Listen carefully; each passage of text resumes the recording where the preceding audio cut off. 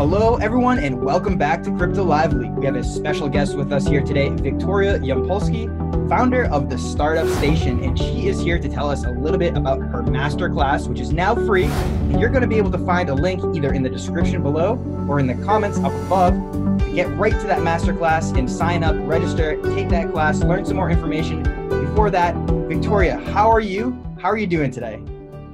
Hi, Ken. It's a pleasure to be here. I'm doing great. Absolutely. And I want to get a little bit more about your background. So how did you get involved with the Startup Station and what are your credentials? Sure. So I have a BS in computer science and MBA from Columbia Business School, spent a few years working in Wall Street, and then I got an entrepreneur bug and started my first company. It was a film venture, trying to build up on my acting background that I had growing up. And that was my first failure story that did not work out, just like I think most first ventures. And that, however, gave me an idea to start the Startup Station because I saw firsthand the lack of business and financial expertise present in the startup community. And it became my mission to fill this gap. And so the Startup Station really serves as this platform for any entrepreneur to learn finance and to be able to use it to further their business foundation and to accelerate their fundraising process. That's so cool to know that you have a background in startups and acting as well, and that you want to help founders become more financially responsible in regarding their businesses. So let's get into the masterclass. You gave us a little info on yourself in Startup Station, but what about this masterclass that is now free? Again, anyone watching can register for this masterclass using the link in the description below or in the text above. So what is this masterclass all about?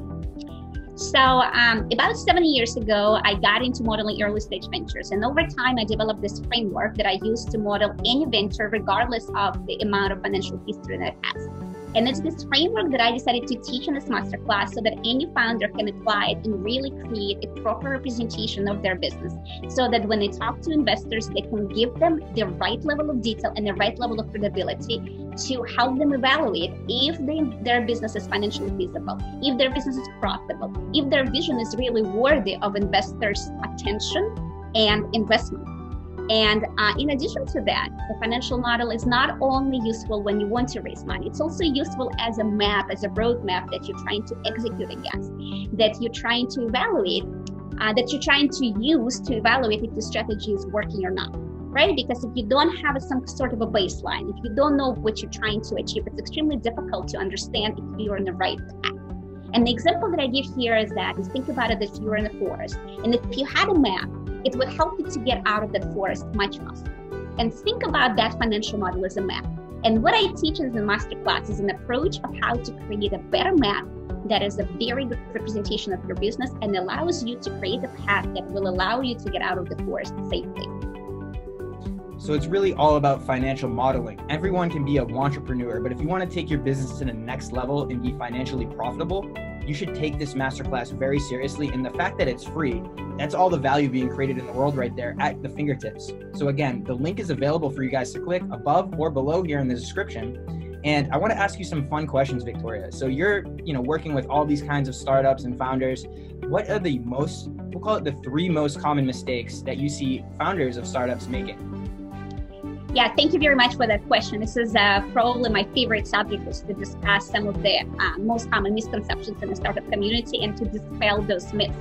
One mistake that I see made over and over again is for founders to give a financial model and for that financial model to just be an income statement. And an income statement is essentially all your revenues minus all of your costs. However, it's just one part of the financial model. It doesn't represent what your cash flows are. And it's very important to understand that cash flow is not the same thing as income. And it also doesn't give you a sense of what your assets and liabilities are, which is a third part of the financial model. And without seeing a full picture, you can't really understand if your business is fully profitable, if your business is fully financially feasible. And it's not really a model, right? So the mistake number 1 is that an income statement being used in place of a full financial model. The mistake number 2 is the way that how early stage startup founders project their revenues. And they do it in 2 ways. Number 1 is they say, I think I'm going to capture that percentage of the market share. Let's say, if I'm a $100 million or $1 billion market, 0.25%, that sounds small enough. And I think I'm just going to use it as my estimate. And then I'm just going to grow that because, of course, my company is going to grow as time goes by. right? And no sane founder will present decrease in revenue projections to investors, because that will just immediately generate a negative response, right? And like, what are you doing here? Why are you showing me numbers that are going down instead of up? However, the problem with that approach is that it's not tied to the activities that the founder is actually going to take in order to achieve that market share. And it's very disjointed from their capabilities, both in terms of labor, product development, and capital. And the other mistake, which is very similar in nature, just different in execution, is that they're going to start from some arbitrary number. Let's say, I think I'm going to get 100 of subscribers in that month one, because, that's small. And then I'm just going to grow it at some arbitrary growth rate, again, not tied to their go-to-market activities.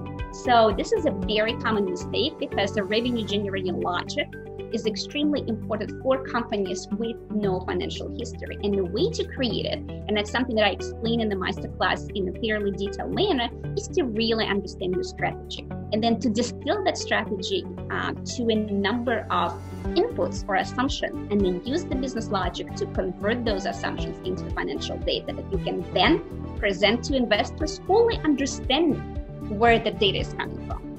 Okay? And the mistake number 3 comes from how you calculate how much money you make, right? And it's very common to just consider the costs, right? Your operating costs, your labor costs, etc. And that's great, and that's absolutely part of the equation. However, for companies that, for example, have inventory, or for companies, for example, that extend credit to customers and don't get their revenues, the cash for the revenues that they generate right away, right?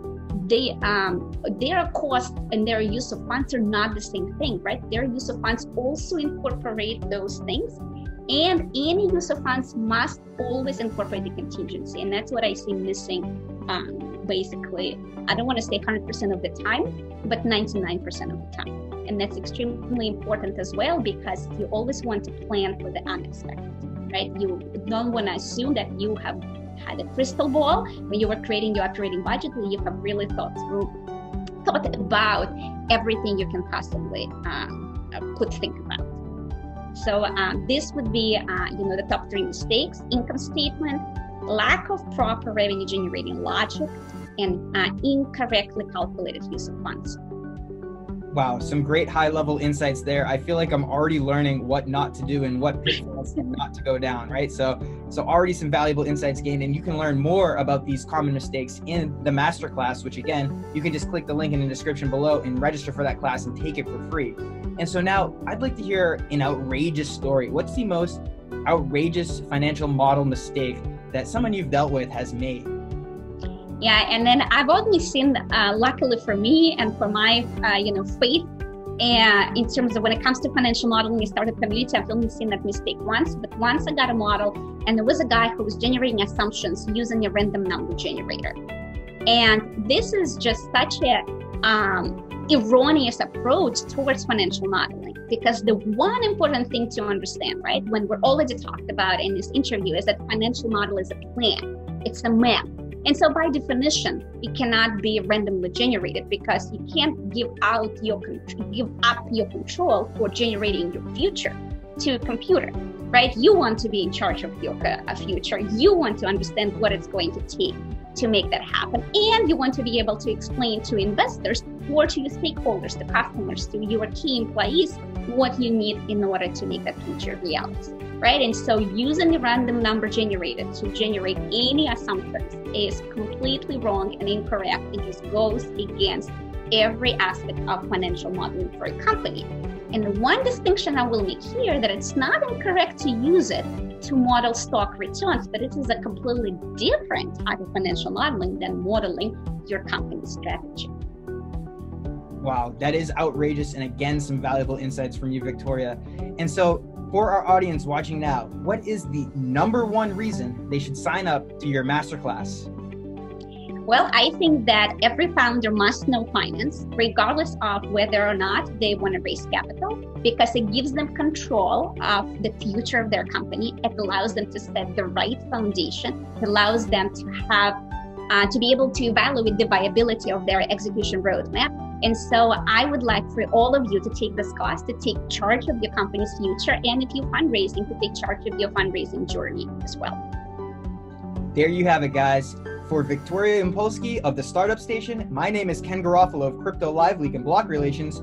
I hope you guys are able to create your roadmap out of the forest and achieve financial success for your startup by taking the Startup Station's Masterclass as listed in the link above. Thanks for watching, guys. Thank you for joining us, Victoria. Until next time, take care. Thank you so much, Ken, and see you guys inside.